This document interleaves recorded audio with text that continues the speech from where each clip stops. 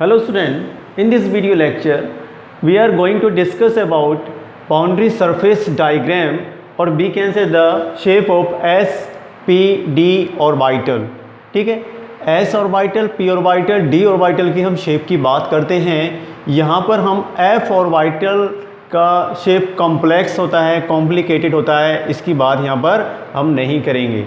तो boundary surface diagram क्या बताता हमें? The probability density of electron variation can be visualised in terms of cloud diagram. यानी electron की जहाँ डेंसिटी ज़्यादा है उसके लिए हम यूज़ कर रहे हैं cloud diagram called the boundary surface diagram. ठीक है, तो सबसे पहले हम डिस्कस करेंगे शेप ऑफ एस ऑर्बिटल. तो एस ऑर्बिटल का शेप आप समझेंगे. यहाँ पे मैंने सपोज ये 1s ऑर्बिटल का शेप बनाया है. This is the 1s orbital. 1s orbital में आप बात करते हैं, यहाँ पर इलेक्ट्रॉन की डेंसिटी क्या हो जाती है? इस बीच में डेंसिटी 0 हो जाती है. This region is known as the nodal region या नोडल प्लेन. जहाँ पर इलेक्ट्रॉन की डेंसिटी 0 होती है उसे नोडल रीजन कहते हैं. और न्यूक्लियस से थोड़ी आगे जब बढ़ते हैं तो देखो ये डेंसिटी मैक्सिमम, हम यहाँ पे बोलेंगे इलेक्ट्रॉन डेंसिटी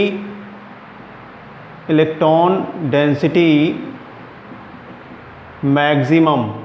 तो इलेक्ट्रॉन की डेंसिटी इस वाले रीजन में, न्यूक्लियस के नज़दीक वाले रीजन में मैक्सिमम है. This region is known as the anti node.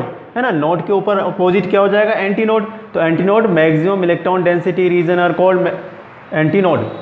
तो shape of the s orbital spherical shape का होता है, simple. In 1s orbital the electron cloud is maximum at the nucleus and decrease with distance. Distance बढ़ रही है, बाहर को आ रहे हैं तो क्या होगा?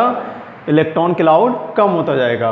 अगर हम ये 1s ऑर्बिटल ले लिया और हमसे पूछा है 1s 2s ऑर्बिटल में क्या डिफरेंसेस है, तो इससे 2s ऑर्बिटल अगर हम बात करते हैं, सपोज ये हमने 2s ऑर्बिटल का बाउंड्री सरफेस डायग्राम बनाया. ठीक है, तो यहाँ पे इलेक्ट्रॉन की डेंसिटी की अगर हम बात करेंगे तो स्टूडेंट इसमें इलेक्ट्रॉन की डेंसिटी एक तो न्यूक्लियस के पास बहुत ज़्यादा होगी, यानी यहाँ पर. दूसरी, इलेक्ट्रॉन की डेंसिटी न्यूक्लियस से दूर जाने पर भी शेल बढ़ जाती हैं तो ज़्यादा होगी, क्योंकि तो यहाँ पर भी इलेक्ट्रॉन की डेंसिटी ये क्या होगा? इसे हम नोडल रीजन कहते हैं. तो नोडल रीजन में आपको पता है इलेक्ट्रॉन की डेंसिटी क्या होगी? 0 होगी. यहाँ पे इलेक्ट्रॉन डेंसिटी क्या होती है? 0. और यहाँ पर हम बात करते हैं तो ये एंटी नोड है, और एंटी नोड में भी क्या होगी? इलेक्ट्रॉन डेंसिटी मैक्सिमम होगी. एंटी नोड, तो एंटी नोड में इलेक्ट्रॉन की डेंसिटी क्या होगी? मैक्सिमम होगी. उसके अलावा यहाँ पर भी इलेक्ट्रॉन की डेंसिटी होगी. यहाँ पर भी हम दिखाएंगे इलेक्ट्रॉन डेंसिटी. तो यहाँ पे इलेक्ट्रॉन की डेंसिटी न्यूक्लियस के नज़दीक यानी एंटी नोड के अलावा अगर बाहर आते हैं तो कुछ दूर जाने पर भी इलेक्ट्रॉन की डेंसिटी होती है. These are the major difference between 1s orbital and this is 2s orbital. तो 1s 2 ऑर्बिटल में, 1s 2s ऑर्बिटल में यही मेजर डिफरेंसेस होते हैं. ठीक है, इसको नोट कीजिए, फिर आगे बढ़ते हैं. नाउ हम पढ़ेंगे शेप्स ऑफ पी ऑर्बिटल्स. ठीक है, तो बाउंड्री सरफेस डायग्राम हम इसका बनाएंगे. इससे पहले आप समझ लेना कि shape of the p orbital कैसा होता है? डम्बल शेप, डमरू के आकार का डम्बल शेप. डम्बल शेप का मीनिंग यहाँ पे ये है कि इसका शेप कुछ आपको ऐसा दिखाई देगा. ठीक है, डम्बल. तो each p orbital have 2 section which are called lobes. ये जो 2 सेक्शन आपको दिखाई दे रहे हैं, इसमें एक पॉजिटिव हो सकता है और एक नेगेटिव. इसको हम क्या बोलते हैं? लॉब्स बोलते हैं. ठीक है, इसे क्या बोलेंगे? लॉब्स. ठीक है. The p orbital are identical size भी एक समान होगा. शेप एंड एनर्जी, उनकी एनर्जी भी बराबर होती है. But differ in the orientation, लेकिन उनका जो ओरिएंटेशन होता है एक्स, वाई और जेड एक्सेस के थ्रू वो डिफर होगा. Energy of p orbital increase with increase the value of n, यानी प्रिंसिपल क्वांटम नंबर, यानी शेल. यहाँ पे एन का मीनिंग है प्रिंसिपल क्वांटम नंबर, यानी अगर शेल बढ़ेंगी तो इसकी वैल्यू भी बढ़ेगी. तो यहाँ पे 2p, फिर यहाँ पे 3 आ गई, ये तीसरी शेल, ये दूसरी, ये तीसरी, ये चौथी. तो इस तरह से आप समझ रहे हैं कि 2p कम होगा, फिर 3p की एनर्जी ज़्यादा, फिर 4p की एनर्जी ज़्यादा हो जाएगी. तो इस तरह से क्वेश्चन आप कर सकते हैं. अब स्टूडेंट ये समझ लीजिए, यहाँ पे अगर azimuthal quantum number L equals to 0 है तो S होता है ऑर्बिटल। अगर आपको यहाँ पर ये क्या है एजीमुथल क्वांटम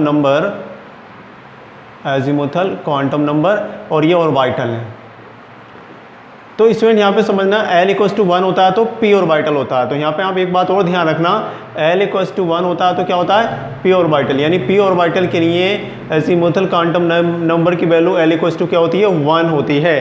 क्लियर हो गई बात। अब देखेंगे कैसे ओरिएंटेशन करता है।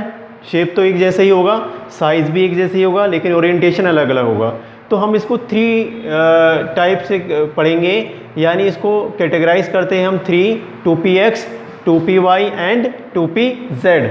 हम 2px की बात करते हैं तो इस लॉब का जो ओरिएंटेशन होने वाला है ऑर्बिटल का वो x एक्सिस के थ्रू होने वाला है। ये स्टूडेंट x एक्सिस है ये वाली, और ये y एक्सिस है एंड ये z एक्सिस है। ठीक है, तो एक लॉब कोई सा भी हम पॉजिटिव या नेगेटिव यहाँ लिख सकते हैं। ये x, ठीक है, ये पॉजिटिव लॉब हो गया और ये इधर नेगेटिव लॉब। ठीक है, अब हम 2py की बात करते हैं तो ये हमारा y एक्सिस, ये x एक्सिस और ये z एक्सिस। तो y पर लॉब होगा, यानी इसके ऊपर इस तरह से ऐसे। ठीक, ये पॉजिटिव मान लो और ये नेगेटिव लॉब। क्लियर हो गई बात। हम बात करते हैं 2pz, तो 2pz में क्या होगा, ये आपका y एक्सिस, ये x और ये z। तो अब लॉब कहाँ होगा z के ऊपर इस तरह से। तो काफ़ी इजी है इसको बनाना। z के ऊपर आपने क्या करा पॉजिटिव और ये नेगेटिव। तो ये ओरिएंटेशन आप देख रहे हैं कि एक बार x पे आया, दूसरी बार y पे आया ओरिएंटेशन, और तीसरी बार किस पर आया z पर ओरिएंटेशन आया। तो ओरिएंटेशन क्या हो गया डिफर हो गया। तो ये है shapes of the p orbital. कैसा होता है डबल शेप होता है और 3 तरह से इसमें ओरिएंटेशन होता है, नोट कीजिए।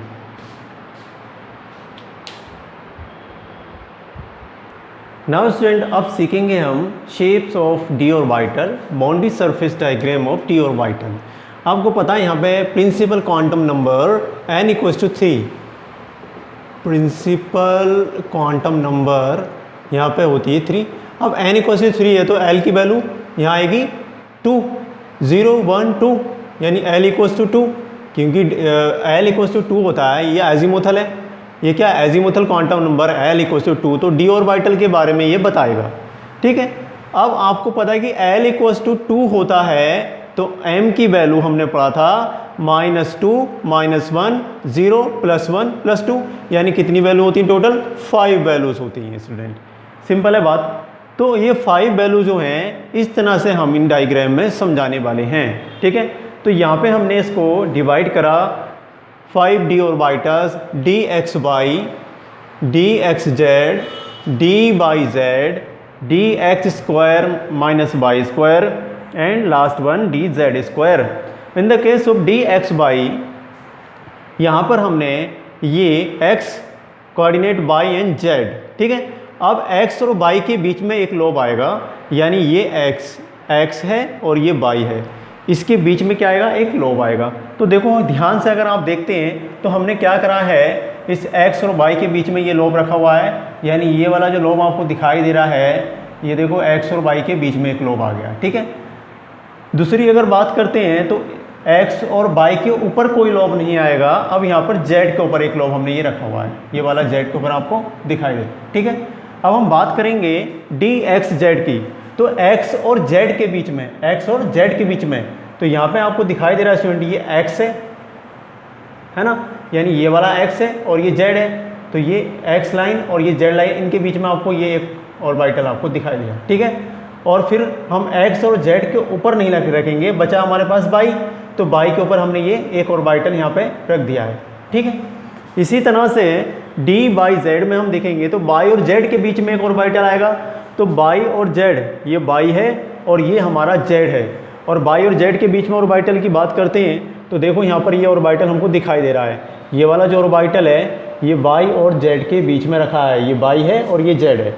अब y और z के ऊपर ऑर्बिटल हम नहीं रखेंगे, हम कहाँ रखेंगे, इनके कहीं इधर।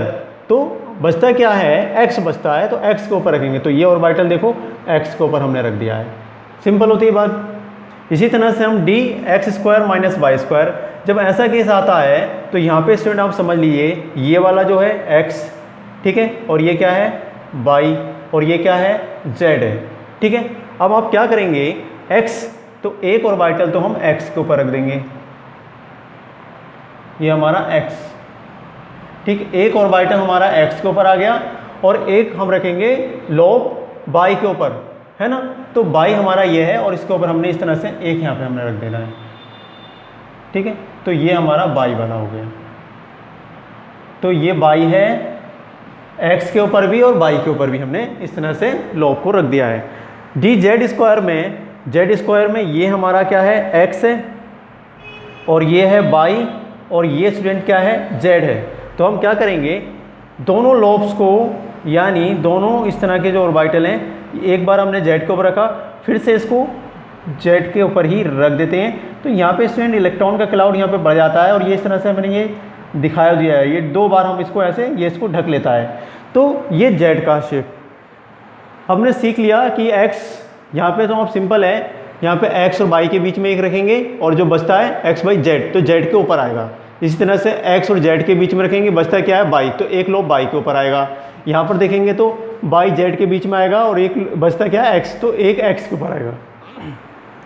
यहाँ पर स्क्वायर आ जाता है x square minus y square, इस केस में x के ऊपर भी आएगा और y के ऊपर भी, ये लोब y के ऊपर भी आएगा, ठीक है। इसी तरह से यहाँ पे आप देखेंगे तो z स्क्वायर में दोनों लोब z के ऊपर ही आते हैं।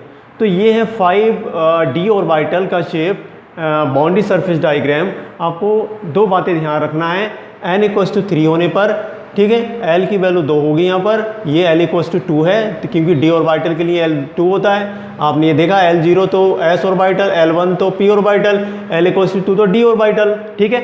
तो यहाँ पे L2 होने पर m की वैल्यू जो होती है -2 -1 0 +1 +2, तो 5 वैल्यू हम इस तरह से निकालेंगे और इसकी डायग्राम को ऐसे बनाएंगे। नोट डाउन कीजिए।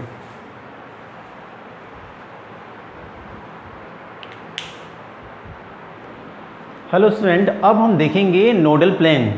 तो नोडल प्लेन एक्चुअली ये 3 डायमेंशनल में है, तो हम ऐसे तो देख नहीं सकते, लेकिन समझना अगर ऑर्बिटल m की वैल्यू आपको पता है कि px p by P Z orbital, यानी हम p ऑर्बिटल के लिए बात कर रहे हैं, तो p ऑर्बिटल के लिए नोडल प्लेन अगर आपसे क्वेश्चन पूछता है तो यहाँ पर 0 +-1 +-1 होती है। तो नोडल प्लेन देखो, अगर पी जेड है तो क्या होगा, एक्स वाई होगा, है ना, क्योंकि जेड हटाना तो आपको एक्स वाई मिलेगा। इसी तरह से अगर पी एक्स है तो बाई जेड आप लिख देंगे, तो बाई हटाएंगे तो यहाँ पे जेड एक्स मिल जाएगा।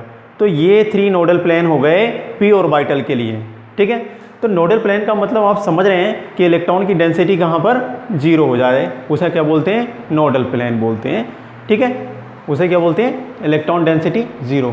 यहाँ पे इलेक्ट्रॉन डेंसिटी क्या होगी, 0 होगी, डेंसिटी विल बी 0। अब स्टूडेंट यहाँ पे अगर आप बात करते हैं तो इसमें आप समझना, अगर हमने 5d ऑर्बिटल लिए, हम बात कर रहे हैं यहाँ पर ये d ऑर्बिटल की, ठीक है। तो d ऑर्बिटल के केस में क्या होता है, आपने कहा 5d ऑर्बिटल, अभी आपने डायग्राम बनाया था 5d ऑर्बिटल का, तो इसमें आप समझेंगे अगर dx बाई है तो यहाँ पर जो नोडल प्लेन आपको दिखाई देगा, देखो ये dx बाई है, तो इलेक्ट्रॉन की डेंसिटी x और z के यहाँ पर 0 हो जाएगी, और बाई जेड, बाई ये बाई और z एक यहाँ पर, तो यहाँ पे 2 नोडल प्लेन होते हैं xz और बाई जेड। इसी तरह से बाई जेड में x y के बीच में 0 एंड zx के बीच में 0। तो इस तरह से आप इसको लर्न करेंगे, ऐसे zx तो xy और बाई जेड के बीच में 0। अगर x square minus y square की बात करेंगे, xy = 0 और x + y = 0। dz स्क्वायर में क्या होता है कि स्फेरिकल ऑर्बिटल ऐसे और एक उसके ऊपर होता है, तो यहाँ पे इलेक्ट्रॉन की डेंसिटी बढ़ा देता है ये, इसलिए नो नोडल प्लेन, यहाँ पे कोई भी नोडल प्लेन नहीं होता। तो dz स्क्वायर के केस में कोई भी नोडल प्लेन नहीं होता है, ठीक है। तो ये हमने बाउंड्री सरफेस डायग्राम कंप्लीट कर लिया है, नोट कर लीजिए।